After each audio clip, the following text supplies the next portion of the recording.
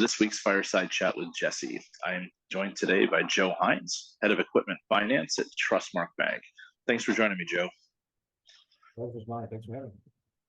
Nah, it's great to have you on the program, sir. It was, it was great to golf with you at the ELFA Executive Roundtable. I know our paths have crossed prior to that throughout our careers, but it was good to spend that afternoon with you, and you were able to survive 18 holes with me. So that's for people who golf with me, that they could see where that could be quite an accomplishment.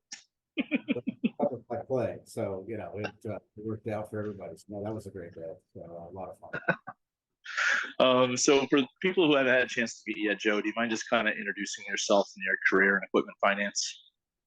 Sure. So Joe Hines, I'm based here in Atlanta, Georgia, heading up Trustmark's equipment finance group.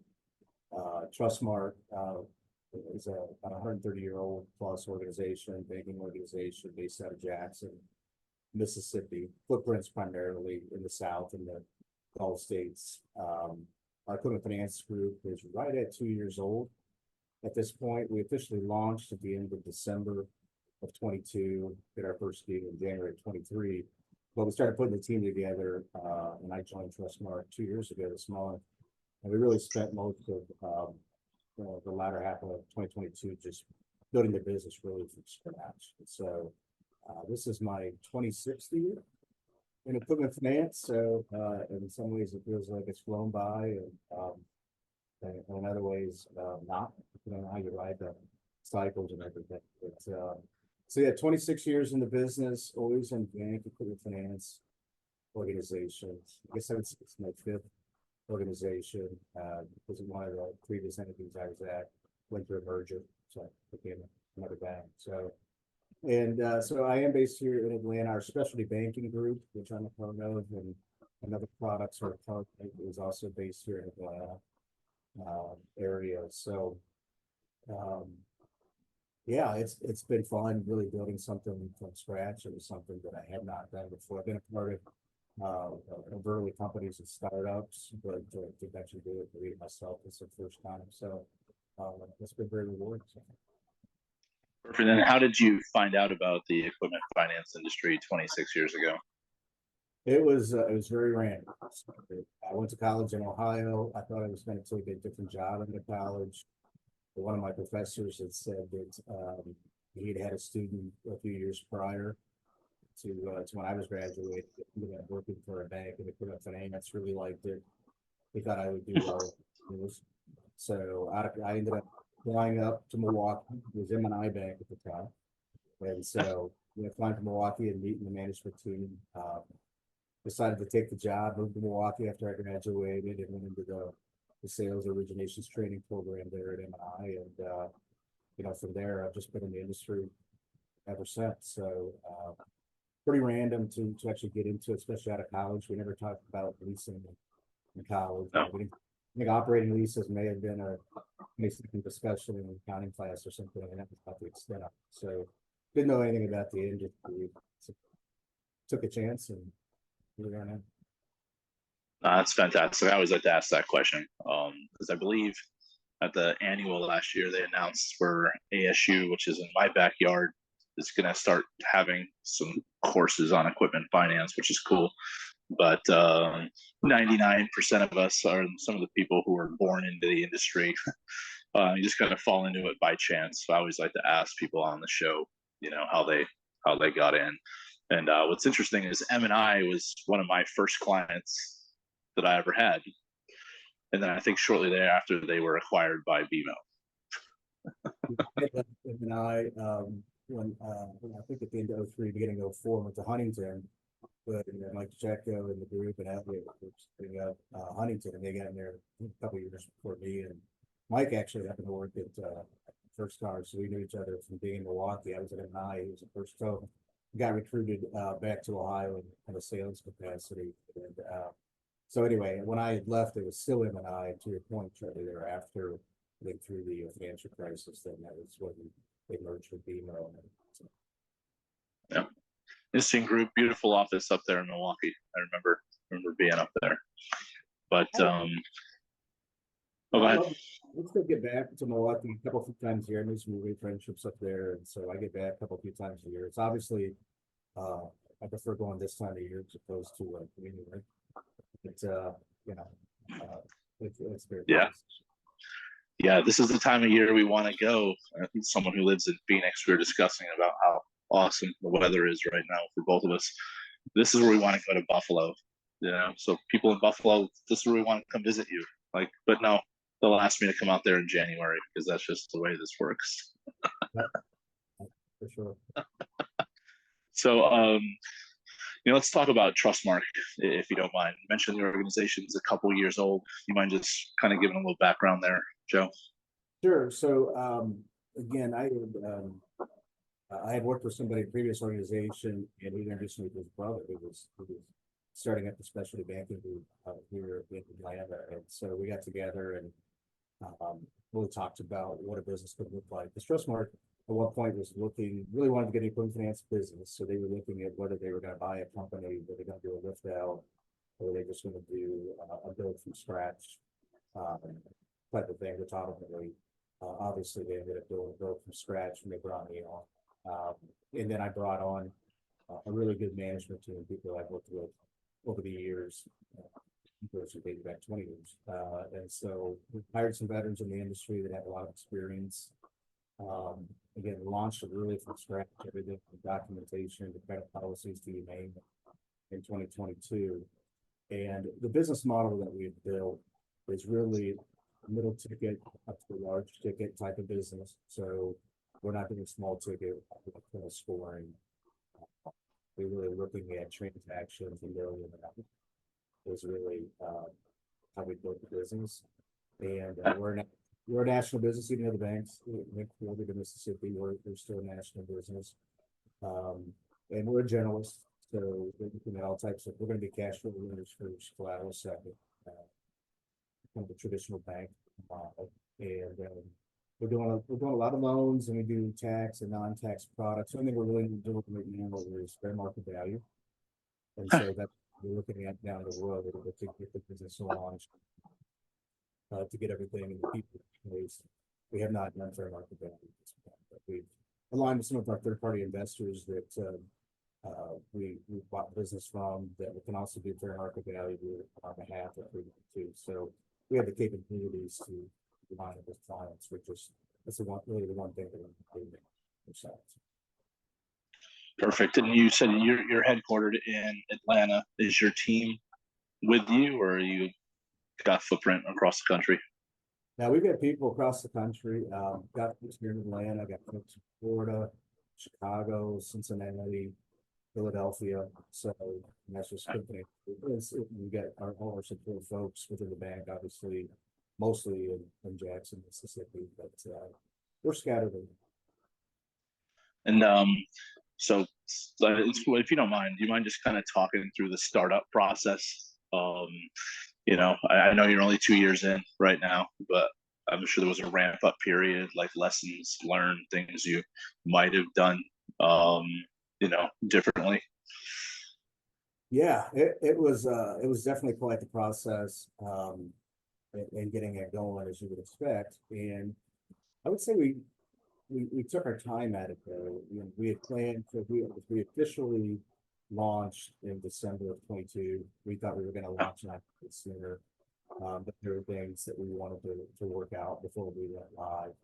For me, one of the biggest things that we needed to make sure that we did was not separate. So right out of the gate, we want to make sure that we're putting a good reputation in the market, that we can perform, and that we know what we're doing. And that was obviously including our banking as well. So we had taken our time to really launch the business. We did our first deal in January of 23 last year. So we've been funding business every month since then. But yeah, in 22, we were doing everything from getting our legal documents, and working with both internal and external legal. We were going through all the process to make sure we were checking the box for OCC and making sure we're checking the box for enterprise and risk committees. I mean, we named new products. And so it was a big undertaking, but the team jumped in. And again, we had a good bit of support at the bank level as well, helping us get through it. but it was really good to do, and I'm glad to have had that experience to really take something from scratch. But it feels a lot better now actually doing deals, having that behind us. So this is a good spot to be in. It was definitely not a good. Sure. And then, coming from bigger organizations, I ask people this all the time. Um, you know, now it's like, okay, well, it's nice because you can now set precedent for how you want things done. But it's also one of those things where, who's going to do that? What do you mean we don't have this document? What do you mean we don't have that? Uh, Yeah, it was a learning thing for us and learning about the bank and internal processes and procedures. They were learning about our business and learning a lot about the industry. But we've really had tremendous top-down support at the bank level, which makes us feel good, right? Because we're an important part of the bank's strategy, and that's a great feeling. And it's something that you not want to really need, and that trickles down to the employees because they feel it, and they feel that they're an important part of the strategy. So it gives them a lot of pride in what they're doing every day, and they want to be here. So, again, having gone through that process, it was worth it to get us all on the same page and get us aligned as to what the strategy and what the business should look like. So there's no surprises. sure. Well, and especially the timing of it too. I mean, I would say from the last even 24 months, with the way this economy is, ebbs, flows. Are we going here? Are we done? Where are we at? And then starting a new business in these times, sure, that's a little stressful. Yeah, the last 12 or 15 months particularly been interesting. So we've seen some exits in the business, in the EF business. We've seen some restructuring, but we've also seen new entrants. And so this industry continues to be resilient and necessary, not only for banks, but the independents, the captives. And so people continue to find a way to be relevant in this industry and show that there's something to bring to the table. And so one person exits, an opportunity for somebody else to join an organization that grown and starting out. But so the cycle continues. Nah, you hit the nail on the head. It's a keyword, resiliency. We've seen these before. It's amazing. I mean, in 26 years, was this your third time seeing it? I got in kind of at the end, I guess, what was the tech boss. So that was interesting getting in there in the late 90s into the industry. And at that time, I was still just learning.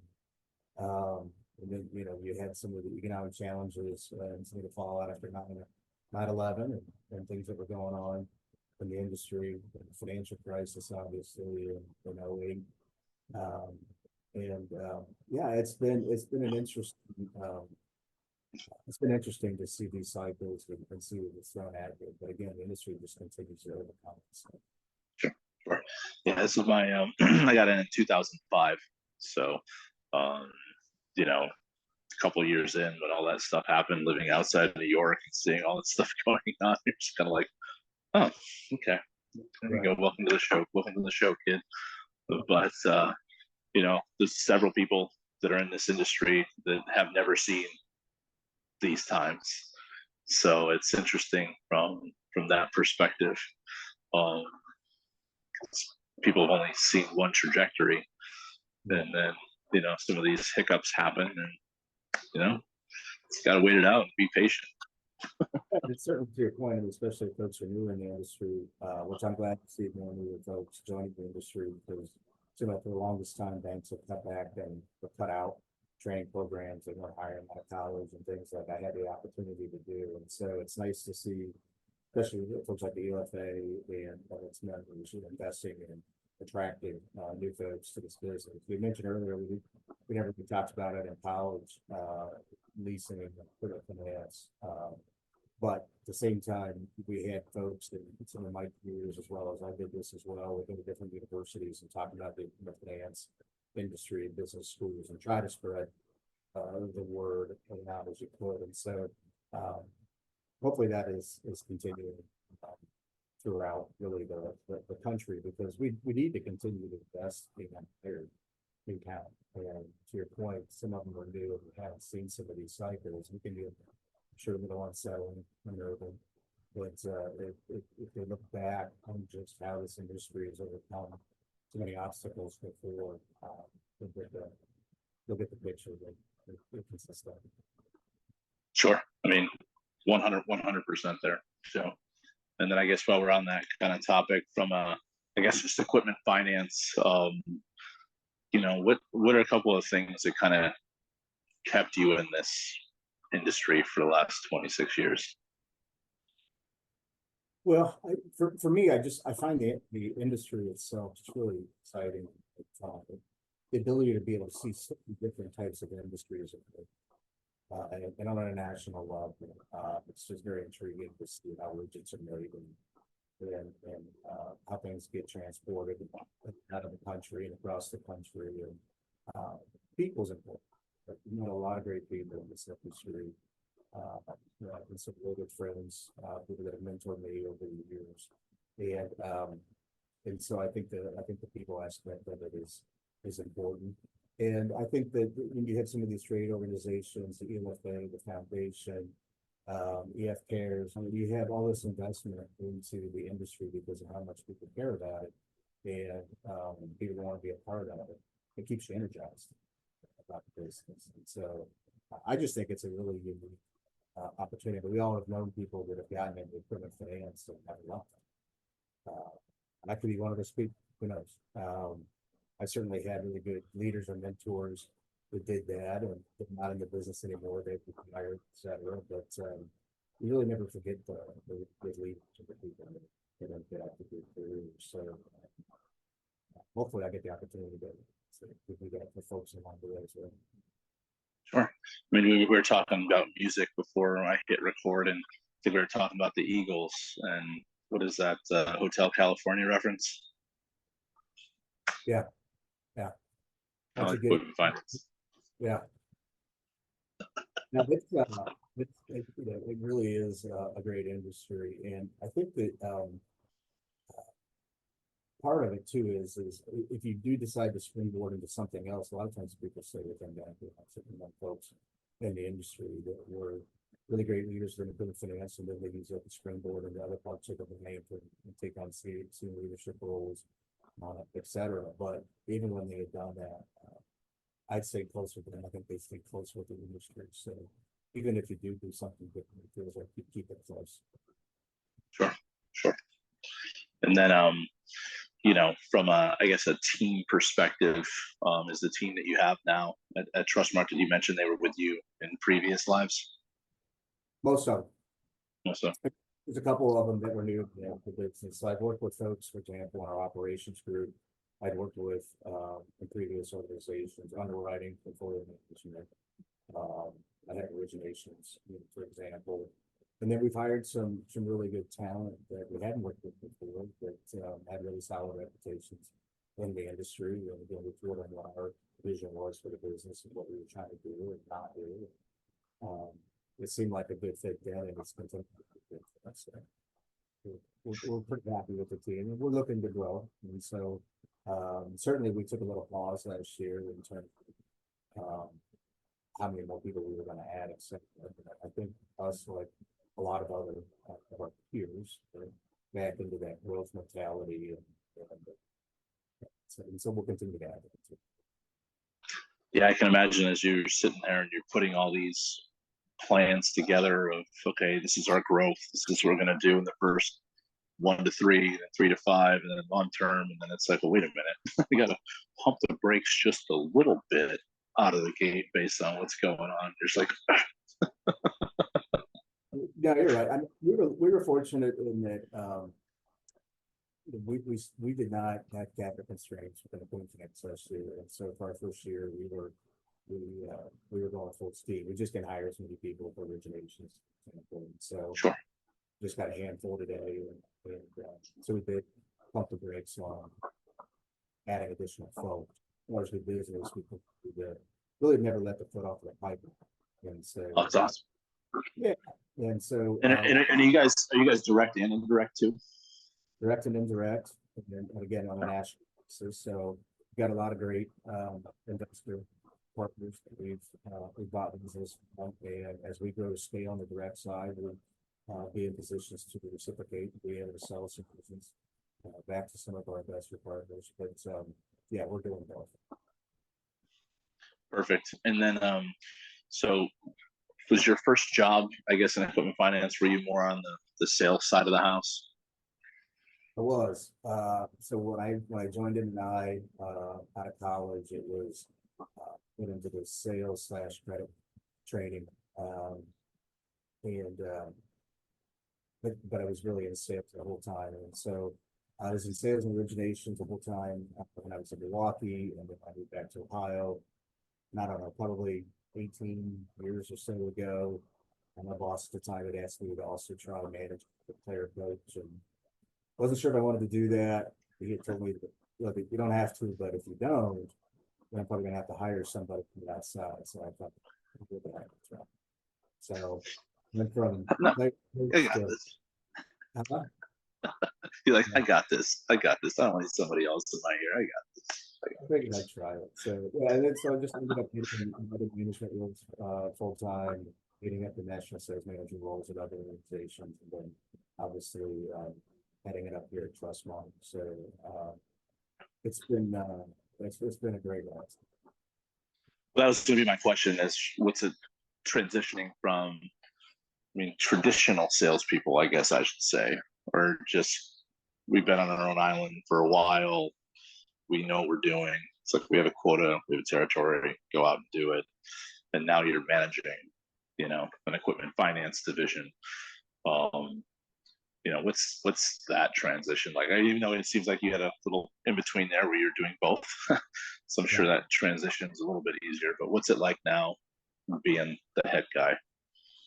Well, I would say that I don't always get to do the fun stuff that I used to be able to do, go out on calls and go on site visits, testing originations folks. Like you guys you get some of the fun stuff I don't get to do. Um, I really like it, and again, it makes it easier when you got a really great team. But I do remember going from sales and to player coach and sales management, and it's definitely a transition, especially if you were successful in sales. And I've hired people and promoted people over the years, and I've told them that one of the hardest things is going from being a top producer, being in the spotlight, getting all this praise, and you feeling really good. And then you go into management where you get in, you're more behind the scenes, and so you're giving up that praise, and so you have to be able to do that, and you have to be able to be as happy for someone else's success if you work for your own. So that transition can be hard for folks going from sales to management, and just because you're a good salesperson doesn't mean you have to go into management or that it would be the best fit for you. So I was lucky in that it became a good fit for me. And again, I've had folks that have worked with me over the years that became good fits for them. But it's definitely a transition each step as you move within the organization. So, but it feels really good in this role. I like the regional bank again, being a smaller bank than maybe other banks I've been to. And really being the strategy and feeling that, as I mentioned earlier. So, yeah, it feels pretty good. Yeah, I just like you hit the nail on the head there. The gratification of helping somebody else close a deal. It's hard to, I don't know, it's kind of hard to put that in words, or help somebody else's career. Even you mentioned you had a mentor. It's like, okay, what can I do to try to pass the torch and help others? So I definitely understand that situation. Yeah, and again, it's not for everybody, but when it's a good fit, then I think people usually get on with the. And then I know you mentioned the ELFA earlier. I want to kind of talk about that trade association and kind of what that's meant to your career by going to these conferences, just networking in general, Joe. Yeah, no, it's really has been fantastic. So with the ELFA, And the events they put on, whether it's an annual convention, whether it's capital connections, bank practices, roundtable, funding conference. I did a couple terms on the Bank Business Steering Council, where I really got to know some folks for the first time. And to this day, I still have regular standing catch-up call. That was several years ago when I was on those or on that council. And so the friendships and the bond that you get from the folks within these organizations is fantastic. I learned a lot more about than I knew before, just about EF Cares. When you and I had a chance to golf and spend a day together, and didn't realize really kind of the impact of a lot of nonprofits and foundations and charities that you all support. So I wouldn't have known that otherwise if I hadn't been at an ELFA at that time. Sure. So I do find that, and then the foundation puts out incredible information that's I think important for all of us as we look at analyzing our current business and planning for the future. So I think it's No, I mean, I owe a lot of my success to the trade associations and equipment finance, ELFA specifically, just because it's probably go to like 5 or 6 events a year. I know it seems like it's a lot, but the networking, the sharing of ideas. I mean, you've been in a bank environment pretty much your entire career. I mean, I'm sure you're sitting there and you're going to a competitive bank and you guys are sharing similar information because it impacts both of you. And you might have just lost a deal to said person, but and that's what's interesting too. I find about this is like you're sitting there and you're breaking bread with potential competition, but not really. I mean, we all have our niche. You win some, lose some. right. Well, you're doing right.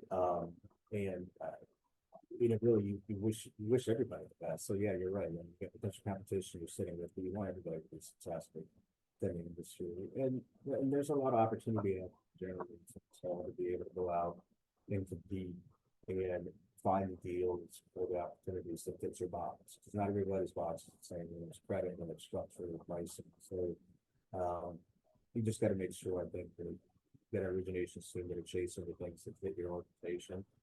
You're going to have really good competition, but that's good for our clients too, to have good competition. And it keeps us all on our toes. Oh, same page, sir. So I do ask everyone who comes on the program to give me a little fun fact about themselves. So I guess what makes Joe tick outside of Trustmark and equipment finance? It's an interesting question, and I guess what I'd say is sometimes people ask me, what's a little known fact, something not know about it. And I told folks a number of times that I thought it was so cool. I got an opportunity to throw out first pitch of Major League Baseball. It was Orioles against the Mets in Baltimore. It's one of those things that never had planned for it. I'm sure it'll never happen again, but it was just such a unique experience. And then of course everybody wants to know if I got it over the plate. So I got to get out the video and show them that I actually got the ball over the plate. They didn't bounce and the catcher, and hit the cameraman in the back. But no, I love sports of all kinds. I love music. I travel a fair amount with friends to go to concerts and sporting events, and so yeah. So I'm no stranger to being on planes and around. So what was the criteria for throwing out the first pitch? Meaning, how do I get the opportunity, or what? And inquiring minds would like to know. I mean, yeah, well, things. I was at a heart ball for the Heart Association in Baltimore, and it's a silent auction, and that's why I won the silent auction. And at the time, a friend of mine, when I was living in Baltimore, also worked for the Orioles organization, so we got a little extra treat as far as being able to get a tour of the dugout and some of the inner workings and camp yards. So that was a lot of fun. And I got to bring, I think, about half a dozen people with me and sitting in on their seats. That's awesome. That's awesome. Yeah, so it was great. Orioles won, so that was good. Like I said, there wasn't an embarrassing throw. So I think that was the main criteria, was don't embarrass yourself. So yeah, I could just picture that spotlight, right? Where I know I'm going to be throwing for a while just to practice, because I mean, my son's he's 15. He plays baseball year round, so I throw all the time with him. But still, I can't imagine in a stadium with the spotlight on. Don't be that guy that bounces it 3 times to the plate, because then you're going to go viral. Yeah, I think got friends that aren't the best influences. I had one tell me that if I really wanted to be on Sports Center to fake it like I was going to throw it to home plate, but turn and throw it to first base. Nobody would obviously be there to catch it. It would just be a wonderful highlight.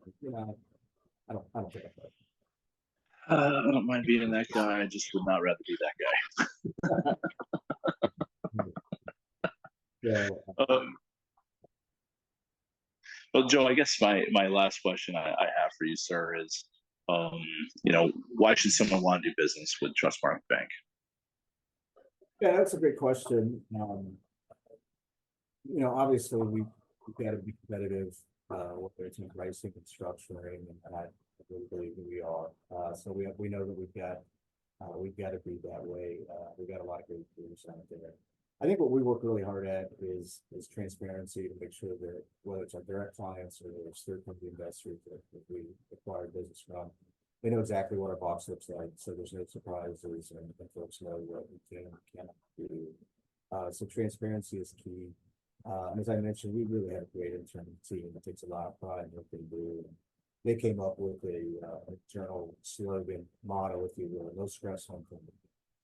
So they work very hard between operations and credits and originations and underwriting, et cetera, to make sure that we've got everything that we need prepared for credit approvals, and then translating that into documents and funding. And so delivering on what we say we're going to do is obviously, I think, a big piece of it. Certainly from a reputation, I think that we gained a reputation, albeit we should have pushed it in January last year, but we've done well over 200 transactions already, and they go pretty smooth when you get people along. So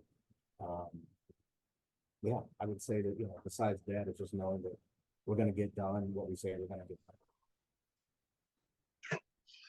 Well, absolutely, Joe, and congratulations, on your success to date, and excited to see Trustmark continue to grow as an organization. When I saw Taz go there, I was like, yes. Yeah, as I've known for a number of years, he actually had joined in right after I left, so we had never worked together. But I met into not only the organization, but then had many trips to Milwaukee, and so he actually relocated. He wanted to relocate and move somewhere warmer, so he came to Atlanta, moved here last year. So he's 2 doors down, actually. So now are you probing him, saying, after he has to deal with this humidity and some of the traffic in Atlanta, is he still happy with his decision? So far, he seems like he's happy. I certainly forewarned him before he came about things like traffic. It's you can't go anywhere less than a half an hour. And that's just for the minute. So I warned him about it, but he still came anyway. So. I was gonna say, is that Atlanta? I mean, you have a beautiful view from your office. Is that downtown? Yeah, so downtown is here in Midtown, and then that's Buckhead. Okay, so it's 3 hours to Buckhead. From Buckhead to Midtown is another 2, and then you can do the whole loop in half a day. Yeah, so we're actually, our office is here in Vinings, so I live in Buckhead. It's almost 8 miles. The best I can do is 30 minutes. So yeah, you just know that going into it, that's the way it is. So, but it's all right. There's lots to do here. It's a great town. I've really enjoyed it. I've been here going 7 years. In October, I created some organization from Baltimore. So, yeah. Well, I've yet to go to a Braves game, so just throwing that out there. Might have to make that trip sooner or later. Come on down. I guess you'd come on over. Maybe, I don't know. Yeah, over. Yeah. All right, Joe. Well, I really appreciate your time today, sir. Thanks for telling us more about your career in equipment finance. And like I said, excited to spend some time with you, and looking forward to watching Trustmark continue to grow. Well, thanks for having me in the opportunity. All right. Thank you, sir.